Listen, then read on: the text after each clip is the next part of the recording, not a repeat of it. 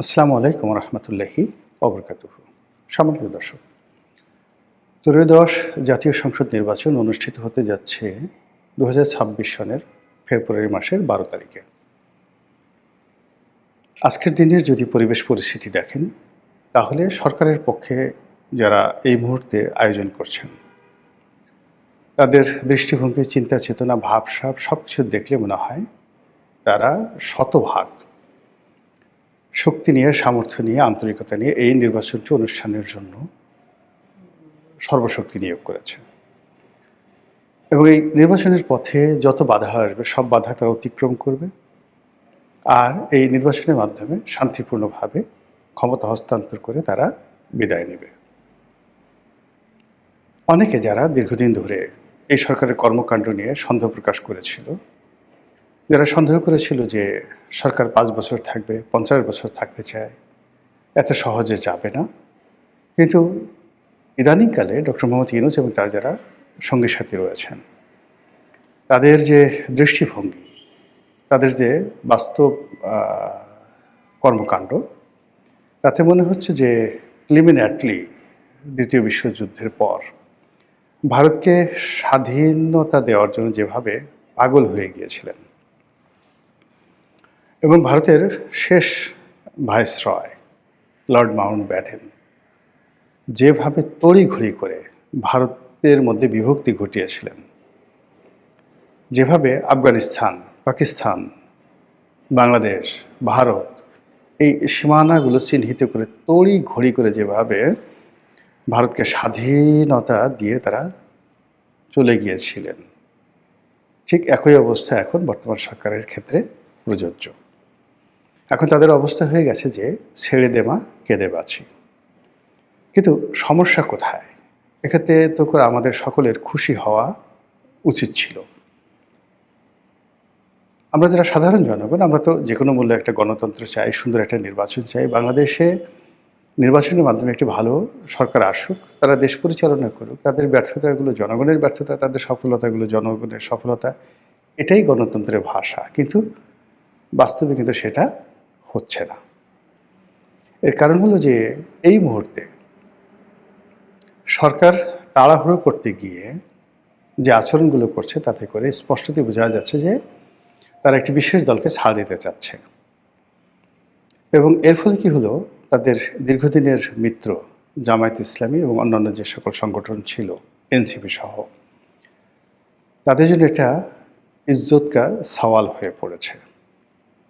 এবং গত ১৭ মাস ধরে ইউনূস সরকারের সকল কর্মকাণ্ডে তারা নৈতিক সমর্থন জুগিয়েছে, লজিস্টিক সাপোর্ট দিয়েছে এবং এই সরকারের হাতকে শক্তিশালী করার জন্য গোপনে এবং প্রকাশ্যে যা কিছু করা দরকার সব কর্মকাণ্ড তারা করেছে। সেটা মব বলেন, বিএনপিকে কোণঠাসা করে বলেন, আওয়ামী লীগকে দেশ ছাড়া করতে বলেন, সব কিছুর মূলেই জামাত, এনসিপি এবং সরকারের মধ্যে যেটা মতানৈক্য ছিল, সেই মতানৈক্যের প্রেক্ষিতে ডক্টর মোহাম্মদ ইউনূসের কাছে জামাত, এনসিপির একটা কনসিডারেশন আছে, একটি আকাঙ্ক্ষা আছে, একটি দাবি আছে, একটি হক আছে। সেই হক হলো যে জামাত এবং এনসিপিকে রাজনৈতিকভাবে প্রতিষ্ঠিত করতে হবে এবং তাদের যে কর্মকাণ্ড গত ১৭ মাসে, এই কর্মকাণ্ডের একটা ইন্ডিমিউনিটি দিতে হবে এবং আগামীতে যারাই রাষ্ট্র ক্ষমতায় আসুক, সেই সরকারে জামাত এবং এনসিপির একটা অংশগ্রহণ থাকতে হবে শতভাগ, অথবা জামাত এনসিপি সরকার গঠন করবে।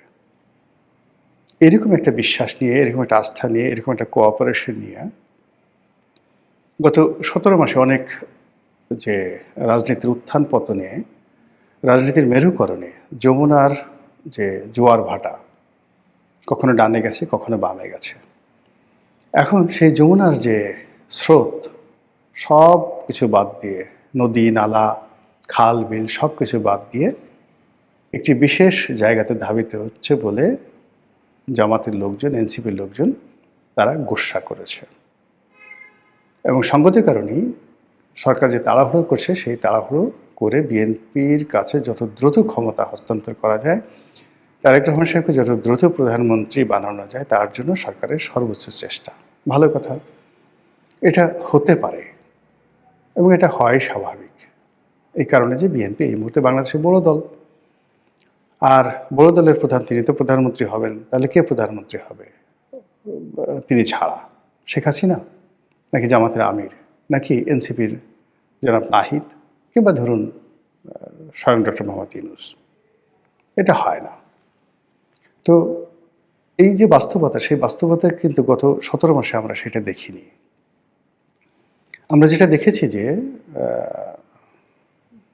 আওয়ামী লীগ তাদের 35% ভোটার, সহযোগিতার ভোটার আছে আরও 15%, সব মিলিয়ে 50% ভোটার মাঠের বাইরে। বিএনপির 35% ভোটার আছে, 50 আর 35 85% ভোটারের উপরে বাকি 15% ভোটার, যার মধ্যে রেজিমেন্ট ভোটার সংখ্যা 4 থেকে 5%। জামাতের ভোট বাংলাদেশে 4 থেকে 5%। তো এই 4 থেকে 5% রেজিমেন্টাল ভোট, মানে সংগঠিত ভোট, এর বাইরে এলোমেলো, সেটা চরমোনাই হতে পারে, অন্যান্য ইসলামিক দলগুলোর ভোট হতে পারে, সব মিলিয়ে নট মোর দ্যান 15%।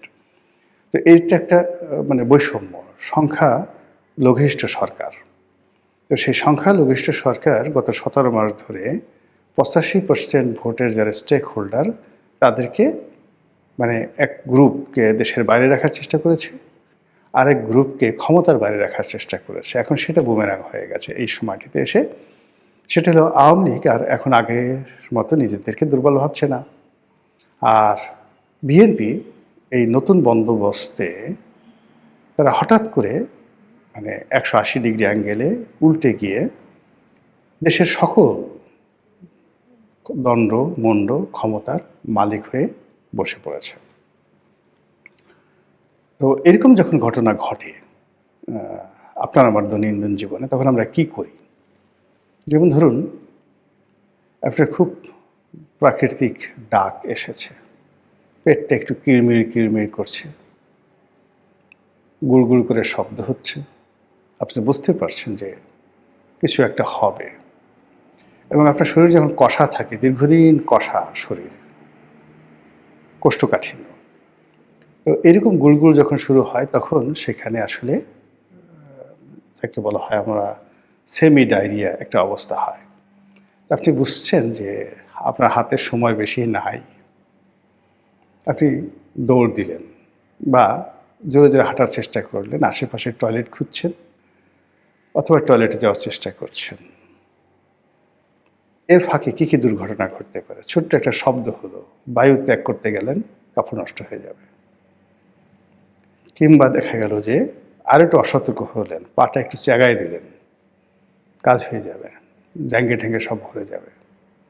এই গেল মানে দুর্গন্ধের দিক। খুব সুস্বাদু গরুর মাংস, পোলাও, রোস্ট অথবা চিকেন ফ্রাই একেবারে গরম গরমই খেতে হবে, এইমাত্র কড়াই থেকে ভেজে দিয়েছে, এখনই আপনার খেতে হবে। যারা এগুলো খেতে পারবে না তারা ধরেন বড়া, পেঁয়াজু, বেগুনি, গরম গরম কোনো একটা কিছু, কিংবা ধরেন চা, খুব একদম ঠান্ডা হয়ে গেছে, হিমশীত হল, আপনি একটু চা খাবেন। তো তখন যদি আপনি তাড়াহুড়ো করতে যান, কি হবে? আপনার মুখ পুড়ে যাবে, তাড়াহুড়ো করতে গেলেই মুখ পুড়ে যাবে। তো এক্ষেত্রে নির্বাচন নিয়ে যদি তাড়াহুড়ো যেভাবে করা হচ্ছে এবং যে কাজটি অনিবার্যভাবে হবে, সহজ সরলভাবে হবে, সেখানে অতিরিক্ত আগ্রহ দেখাতে গিয়ে, অতিরিক্ত ফর্মালিটিস দেখাতে গিয়ে ওই যে আমাদের যে প্রাকৃতিক দুটো ঘটনা, বর্জ্য ত্যাগ অথবা খাদ্য গ্রহণ, সেখানে তাড়াহুড়ো করতে গেলে আমাদের যা হয়, এক্ষেত্রে সেটা হওয়ার সম্ভাবনা দেখা দিয়েছে। ২ নম্বর হলো যে আমাদের অতীতে বিএনপির জন্য আসলে একটা জিনিস দেখুন, জমে জম টানে। মানে আপনার ঘরের সামনে ধরেন একজন যমদূত ঘুরে বেড়াচ্ছে, আপনার নাম ধরেন কালু মিয়া, কালু মিয়াকে মারার জন্য যমদূত আপনার ঘুরে বেড়াচ্ছে। পাশের বাড়ির টিডিক্কা, তাকেও মারার জন্য আরেক যমদূত ঘুরে বেড়াচ্ছে। এখন দুই যমদূতের মধ্যে হঠাৎ দেখা সাক্ষাৎ হয়ে গেল। তো তারা মিলিয়ে দেখলো যে কালো মিয়া এবং টিডিক্কা এই দুজনকে মারার জন্য তাদের ভিন্ন ভিন্ন সময়। তো কাজেই একা কষ্ট না করে